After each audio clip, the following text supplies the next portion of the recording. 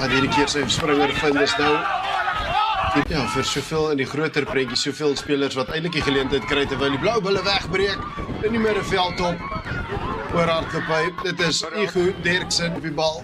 Wat geroep was om dit te los. Voordeel word gespeel vir die vir die blou bulle eerder. Deur die blou bulle kom hulle weg in hulle eie 2.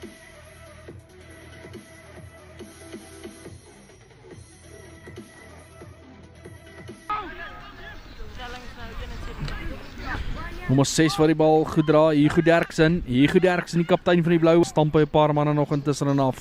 Kaptein wat die bal mooi dra, linkervoet kom hy daar, 2 manne, terugspat, Namibia wat die bal kry. Extra 2 punte by.